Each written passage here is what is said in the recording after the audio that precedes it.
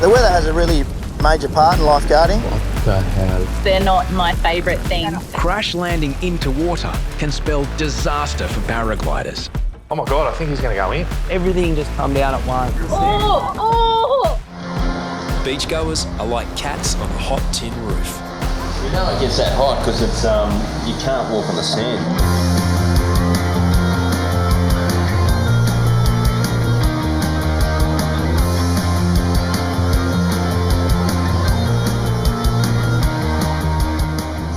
Within minutes, the first victim.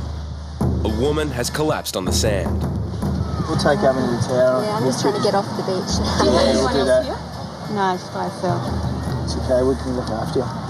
Local resident Jana had barely arrived on the beach when she began suffering dizzy spells and impaired vision. Classic symptoms of heat stroke. Hey, you got that ice, Gons? Yeah, get it. Just put on the head, yeah. So do you think it was heat stroke? Yeah. Does that make you feel really nauseous? Yeah. I wasn't there long. Did your vision go a bit blurry? Yeah. Freaks me out completely. Aren't tourists the only ones that do this, no? Do you have a number that we could ring? Yeah, actually, call my dad.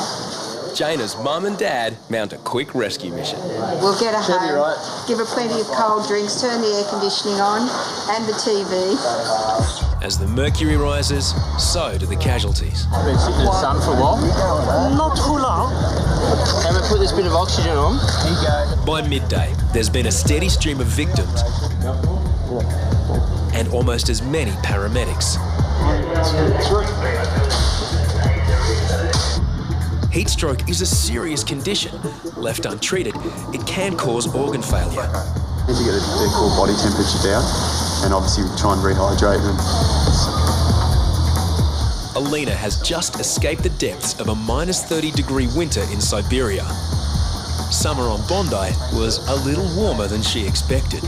When I grabbed her, she said she was going to faint. So there's some boob, pinned her up here, got a bit of oxygen into her and pulled her down. I'm Russian, I was on holidays in Russia with my family. I was like minus 30 there. I came here plus 30. I knew I probably should not go to the beach today, but still went. So it's the result. What is it, Gatsy? Someone's collapsed. Down there. As is Deano. A woman appears unconscious on the sand. Azza and Robbo investigate. Do you want to sit up for us? Want to sit up? Hey, mate. We're having a chat with you. See what's going on. Someone's worried about you. Eh? Just having a sleep, yeah? Yeah, she seems to be okay. She thinks she just fell asleep in the sun after too many drinks or whatever she's on. A member of the public was concerned. They were watching her for a while and her face was in the sand and she started inhaling sand into her mouth. If she lay there any longer in the sun, then she could have got really highly dehydrated and, you know, ramifications from that aren't too good. If nothing else, the woman's been saved from damaging sunburn. It's near midday and still getting hotter. It's really up around the mid-30s already and haven't hit midday. Certainly heat-related injuries are what we're looking out for today. We've got to be pretty smart about the way we operate or we're going to burn out by 7 o'clock tonight, that's for sure. We're going to go close to 40 degrees today, so the guys have got to, make sure they keep the fluids up and make sure they use their energy economically. The next heat casualty soon comes along. She's not looking too good, are they? Nah. 63-year-old Rod, she's had a heart condition, she's had a double bypass. Low blood pressure. Boys, we're going to get down. Go now. Queen Elizabeth Drive, nearest cross street is Anne's Road. John's put her on the oxygen, got her feet up on her back and took her blood pressure, which is very high. It's not good, and this happened to her before apparently. She was just overloaded. She took too much of it. She took her stuff and the kids' stuff, and it was just too much of a load for her. Yeah, you look heaps better. Magic. Yeah, she's doing a lot better. Oxygen's unreal. It's like having a Red Bull. Yeah, they can't eat quick, mate. Now I've got to ring up my husband, tell him come and help me. So much for Naheed's relaxing swim with her daughter and grandchildren. 2, 1. The only person enjoying the strong wind and rough surf is a local kite surfer. But Chappo calls a stop to the fun. There's a lot of surfers in the surf school. It's just too dangerous here. You're all right, mate. That's okay. All right, have a good day. Yeah, we'll put it down. But pulling down his kite is easier said than done.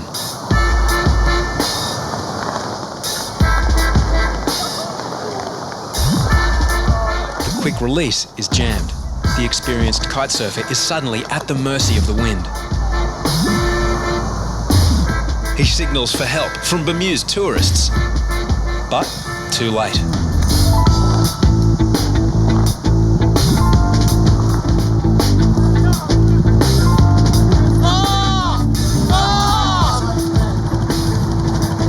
Lifeguards race to help him, but his only injuries are a bruised ego. I apologise. Yeah, no, it's all right, mate. I've never done it for 7 years. Lucky you. Never happened. You all right? Yeah. I thought I was going to headbutt the wall for a sec. Like, the wind's so strong, there's no way it was going to drop down properly. And then it just went, dragged him into the wall. How hard did he hit the wall? Was he going Oh, fast? he hit it, man. I didn't get pulled up in a camel parade. I thought he was going to go, man. Yeah, he got hurt for sure. When we first saw the paragliders, you know, we've seen them before. They normally come and land in Bondi Park, but this particular time they were hovering over Bondi, and it looked like they were gonna land on the beach or, you know, up in the park. Yeah, I think for beachgoers it's a bit of a spectacle. You don't come down to Bondi to see paragliders. You know, you see a whole bunch of other crazy stuff, but to see two blokes floating in the air, it's kind of a cool sight for people who don't come to the beach that often. Flying isn't permitted over South Bondi. It appears that one of the paragliders has lost control. There was one bloke who seemed a lot lower, just very abnormal heights for a parasailer, and as he came in, he was coming in hot. Yeah, I reckon that nor'easter that's just blown has just thrown him off course a bit. Paragliders generally, you know, when they want to come in and land, they turn in and face the wind, and it allows them to land really gently. Wrapped in a web of ropes and nylon, crash landing into water can spell disaster for paragliders. Is he going in the water? Oh my God, I think he's going to go in. Hey, Lance, did you get the paraglider? The paraglider descends quickly as a high-speed crash landing seems unavoidable.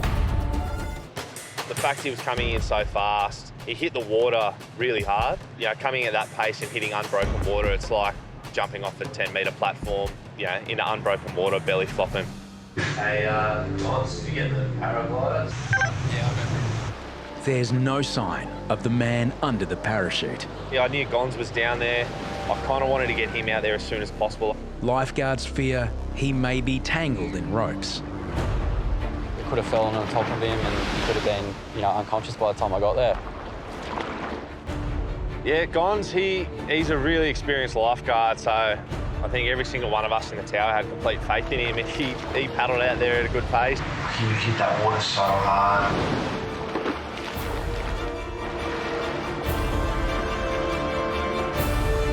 When Gons arrives, he finds the man more embarrassed than injured. What happened? I was just losing too much kite. He's gone. That northeast wind. Yeah. Swung around. And yeah. Just got ya. I don't think I can drag it in for you. I'll give it a try. You can swim? Yeah, I can swim. Now Gons's rescue is a salvage mission. Just go over the rocks over there if you want. Yeah. I'll see how I go. I actually didn't think I had that much of a chance to get it over to the icebergs, but I went, I'll give it a go. This could be quite embarrassing. Go, Gonzi. Get it in, son. The man is lucky to escape unscathed. Yeah, no, he was just chilling in the sky, and then he straight down, and then he just jumped, and then... God.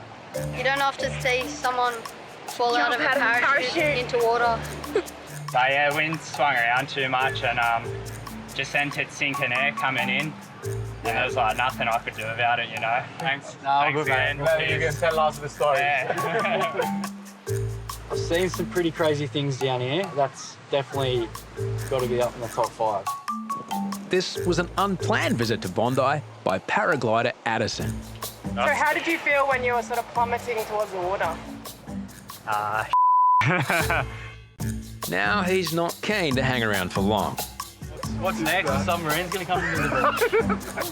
Just another day down at Bondi.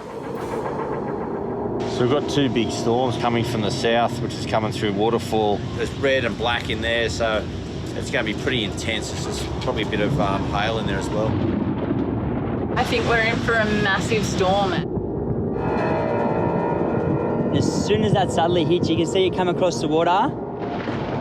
And then lightning, thunder. It's like music to our ears sometimes. Not every lifeguard enjoys a storm. Everyone knows that Jules has a phobia of storms. No, I don't like storms. They're not my favourite thing at all. I respect them, but I don't like them. I'm not comfortable in storms. But this storm has another surprise in store. One that's got everyone ducking for cover. Some of the hailstones were honestly like the size of golf balls. They're full on. Mate, how gnarly.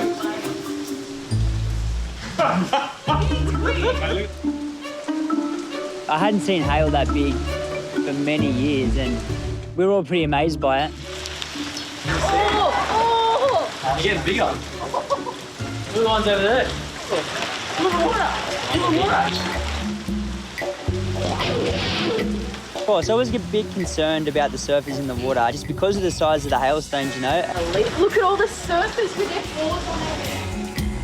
It's the biggest hailstorm to hit Sydney in 20 years, and some locals don't want to miss the occasion. Here we are! We're stuck in the surf! Woo! Oh, I've pretty much come down here every day for the last 53 years. That's quite unusual, yeah. We, get a little bit of hail, but not like that normally. It's hailing! Yeah, you don't want to get them on your head. One of the great things of Bondi, it's normally a beautiful, lovely beach, but when it's bad, it's bad.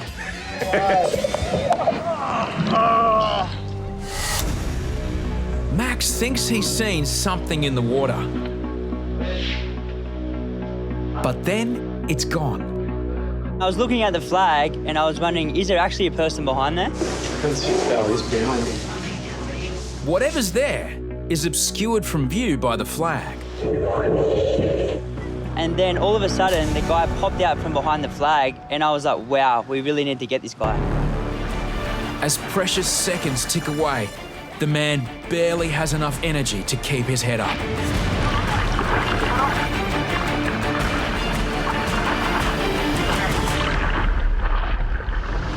Yeah, you got him.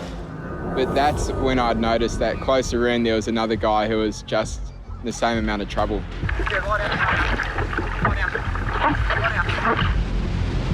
Another man has drifted into exactly the same spot.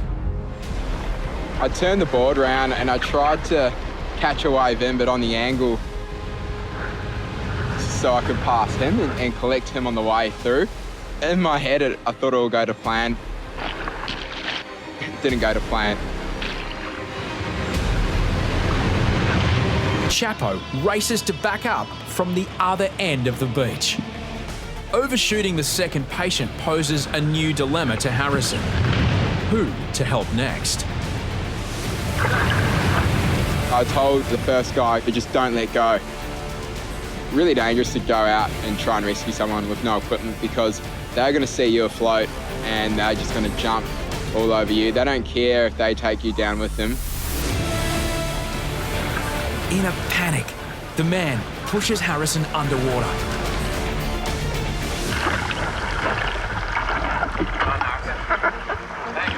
The two men are part of a Korean tour group. They swam in a strong rip.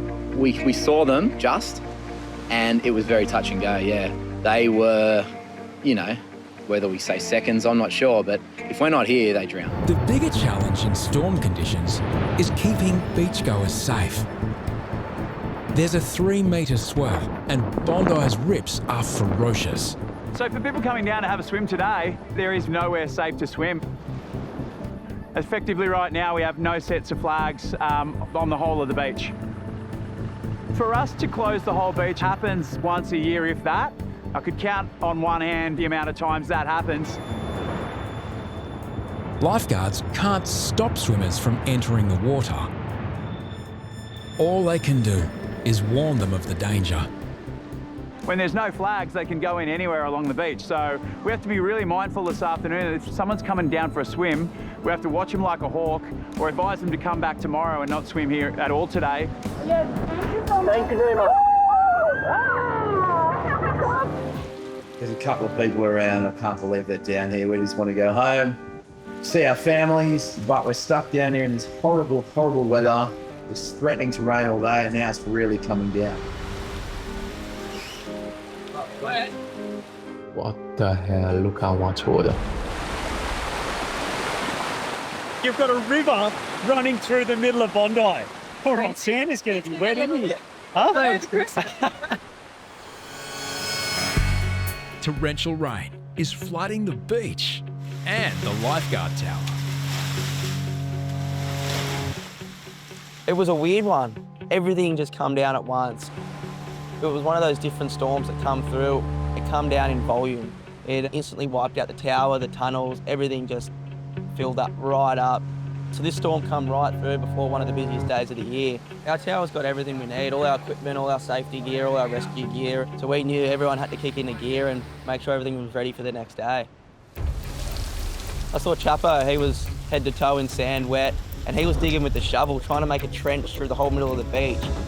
It looked like hard work, so I thought I'd come up with a new idea.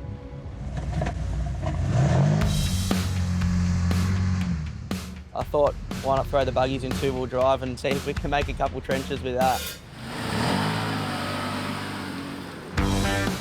So we ended up, all the crew on shovels, and then having the buggies just rip through the sand.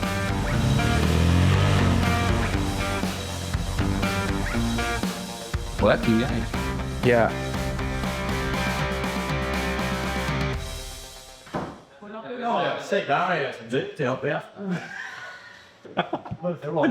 I'm super binding. You know, we'll get this done and then the boys won't be so flooded in the morning. That is a low pressure system. It's going to belt the east coast of Australia. We're on high alert. North will be our priority. That's where the swimming flags are today. The biggest swell event of the year is heading to Bondi, and tourists are none the wiser. No, I've never even contemplated looking at swell charts. Why is that like the whitewash? Is that anything to do with the swell? Is that something that surfers do? No, I just checked the food menu in the pavilion before I came here. We haven't checked that. You just got to find the flags, swim between the flags. They got this idea in their head that today's the day they're going to Bondi Beach and they're swimming no matter what.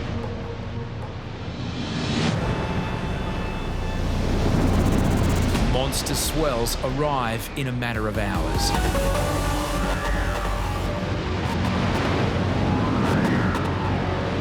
It's 10 foot out there today. You know, 30 degrees, sun was out, you know, it was a beautiful day. It was just that the swell was enormous.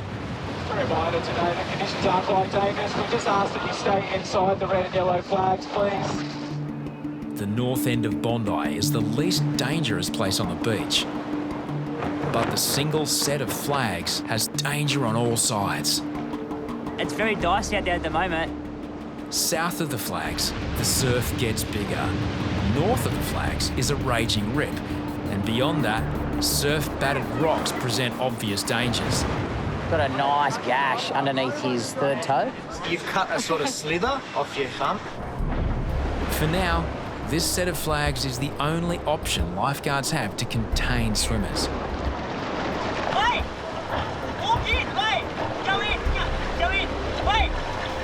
Jump on, get on board!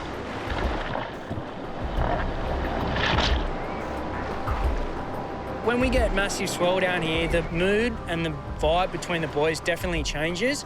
It gets a bit more serious. All right, hey buddy, come straight back to shore. Tommy does everything he can to direct the man and avoid a rescue situation. Stop going sideways into the rip, jeez. But his warnings go unheeded. This guy's trying to die. What can go wrong if it's that big is so much more than normally. Like, days this big, like, I could die. In the brief moments Tommy takes to paddle out, the man is sucked out towards the huge swell.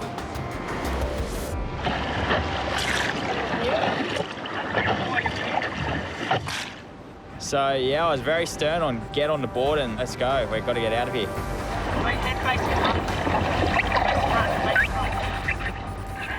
He can't get the guy on the board.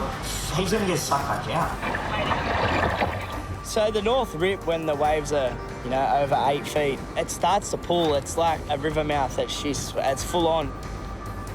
The Rip charges out to sea at 5 metres per second, double the speed of an Olympic swimmer. Just got to get across to the sandbank and get washed in as fast as possible. I don't want to be playing around in the Rip, getting taken out. Look how fast he's going back out to sea. Tommy has 3 options. Paddle south and try to catch a wave in the impact zone. Go north up the rocks, or aim straight at the beach and use brute strength against the Rip. I never want to go up those rocks. They're scary, they're sharp. You always see people cut up on them. Let's go straight across, mate. Finally, Tommy paddles away from the centre of the Rip to the edge of the impact zone. We should be right now. Eventually we got a little wave all the way up the beach, so pretty happy with that as a success. Ahmed is a science teacher from Saudi Arabia. There's little doubt amongst lifeguards that without assistance, he would have drowned. But Ahmed has formed a different view. Were you in trouble? No, I am swimming, man. But the ocean, it's very hard. That just shows how oblivious he is to the threat of the ocean. He thinks he is fine. It's this big. He wouldn't even known the danger he was in until he has a solid wave holding him under and he's dead. He is angry. Why? I don't know. Is he work here? Yeah, no, bro. Thanks. Thanks a lot.